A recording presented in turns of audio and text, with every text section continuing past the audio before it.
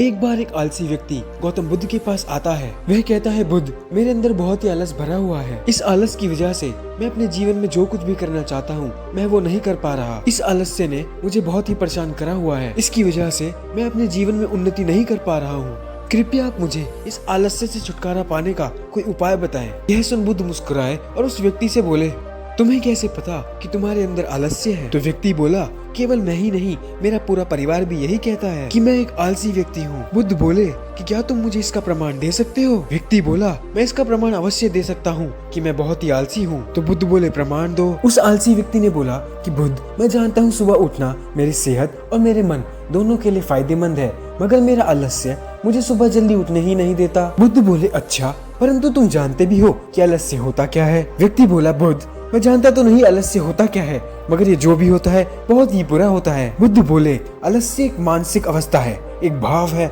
एक विचार है, जिसे जाने अनजाने में हम इंसान इसे अपने अंदर खुद ही पैदा करते हैं। आलसी व्यक्ति बोला, भला वो कैसे बुद्ध? बुद्ध बोले, पहले तुम ये समझो कि हमारे भीतर आलस्य दो कारणों से पैदा होता है। पहला कारण है शारीरिक और दूसरा कारण है मानसिक। शारीरिक आलस्य का पहला कारण है भोजन। जब हम ऐसा कोई भोजन ग्रहण करते हैं जिसमें खुद ही कोई जीवन नहीं है, तो ये भोजन हमारे शरीर के लिए एक भार का काम करता है। फिर ये हमारे अंदर आलस्य पैदा करता है, क्योंकि हमारा शरीर भोजन के द्वारा मिलने वाली ऊर्जा के सहारे चलता है, और जैसा भोजन हम अपने शरीर को देते हैं वैसा ही हमारा शरीर बनता है और वैसी ही शक्ति हमें मिलती है। इसलिए अगर तुम आलस्य से बचना चाहते हो तो साधारण खाना जो कि आसानी से पच जाए और प्रकृति से मिलने वाले फलों और सब्जियों का सेवन करना शुरू करो। शरीर के स्थल पर आलस्य का दूसरा कारण है गलत तरीके से चलना, गलत तरीके से बैठना और गलत तरीके से लेटना। गौतम बुद्ध ने अपने आश्रम के बिच्छुओं की ओर इशारा करते हुए उस आलसी व्यक्ति से कहा, यदि तुम इन बिच्छुओं को ध्यान से देखो तो इनके लेटने, चलने और बैठने की अवस्था में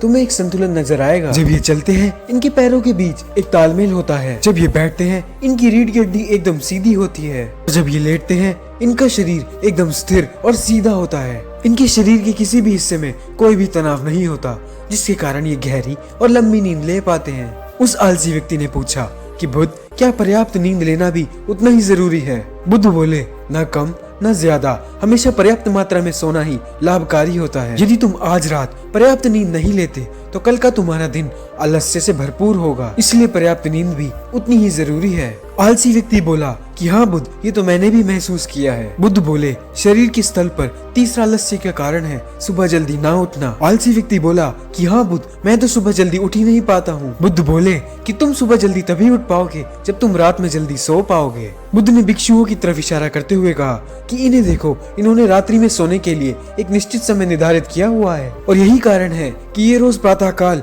जल्दी उठने में सक्षम हो पाते हैं। हर एक बौद्ध भिक्षु को अनुशासन का पालन करना होता है, और यही अनुशासन का पालन इनके जीवन को संतुलित बनाता है। कुछ लोग अनुशासन को एक बंधन समझते हैं, उन्हें लगता है अनुशासन उन्हें बांधता है, परंतु सच्चाई तो ये है कि अनुशासन हमें बांधता नहीं बल्कि बंधन से मुक्त करता है। इसलिए अगर तुम शारीरिक रूप से आलस्य को दूर करना चाहते हो तो खुद को अनुशासन में डालो, निश्चित दिनचर्या का पालन करो। व्यक्ति बोला, लेकिन बुद्ध, शुरुआत कहाँ से करें? आलसी व्यक्ति बोला, शारीरिक रूप से तो मैं प्रयास कर भी सकता हूँ, मगर मानसिक रूप से मैं आलस्य को कैसे दूर करूँ? बुद्ध ने कहा, मन के स्तर पर आलस्य का सबसे पहला कारण है हमारी गलत धारणाएं। जब हम किसी काम के लिए खुद को काबिल नहीं समझते तो हमारे अंदर आलस्य पैदा होता है। यदि हमारे मन ने निश्चित कर लिया कि इस बार भी मैं पिछली बार की तरह ही असफल होऊंगा, तो उस काम को करने में हमें आलस्य ही आएगा। परंतु हम खुद को यह नहीं समझा पाते कि पिछली बार और इस बार में हमारी सोच में बहुत ज्यादा फर्क है। अब हम मानसिक तौर पर वो नहीं है जो पहले थे।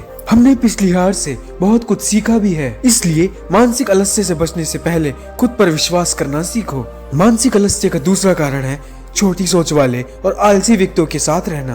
कई बार ऐसा होता है कि हम आलसी नहीं होते, परंतु हमारी संगत आलसी और कामचोर होती है, जिसके कारण हम भी वैसे ही बनते चले जाते हैं। यह सुन वह आलसी व्यक्ति बोला कि हाँ बुद्ध, ये तो मैंने भी महसूस किया है। तो बुद्ध बोले, सबसे पहले आलसी और कामचोर लोगों की संगति में रहना छोड़ो। बुद्ध ने कहा, मानसिक आलस्य का तीसरा कारण है काम को टालने की आदत। हमारा मन हमें ऐसे नहीं कहता कि वह ये काम नहीं करेगा, हमारा मन कहता है यह काम बाद में करेगा, और ऐसे करते करते हम वह काम करते ही नहीं। शुरुआत में तो हमें ये पता नहीं चलता, मगर धीरे धीरे ये आदत हमें घर कर जाती है और यह अकेली आदत ही किसी भी इंसान की जिंदगी बर्बाद करने के लिए काफी है। इसलिए जो काम आज किया जा सकता है उसे कल पर कभी ना टाले। बुद्ध ने कहा, मानसिक आलस्य का चौथा कारण है लक्ष्य का स्पष्ट न होना। बुद्ध बोले, मान लो तुम एक बड़े से रेगिस्तान में फंसे हुए हो और तुम्हें प्यास लगी है, तो तुम क्या करोगे? उस आदमी ने बोला कि मैं कोशिश करूंगा सबसे पहले मैं किसी गांव में पहुंच जाऊं। आदमी बोला, मैं तब तक पानी की खोज करूंगा जब तक मुझे वह मिल नहीं जाता। बुद्ध बोले, अगर पानी नहीं मिला तो तुम क्या करोगे? तो उस आदमी ने कहा कि पानी ढूंढने के अलावा मेरे पास कोई और चारा ही नहीं, मैं उस पानी को ढूंढ के ही रहूंगा। बुद्ध ने कहा, इंसान को आलस्य तभी घेरता है जब उसके पास स्पष्ट लक्ष्य ना हो या फिर उसके पास कई सारे विकल्प हों। इसलिए लक्ष्य का निश्चित होना बहुत ही आवश्यक है। बुद्ध ने कहा, मानसिक तौर पर आलस्य का पांचवा कारण है किसी काम को करने की कोई बड़ी वजह ना होना। जिस व्यक्ति के पास जीवन में काम करने की बड़ी वजह है उसे आलस्य घेर ही नहीं सकता। उसके बाद उस व्यक्ति ने कड़ी मेहनत की और सफल बन गया।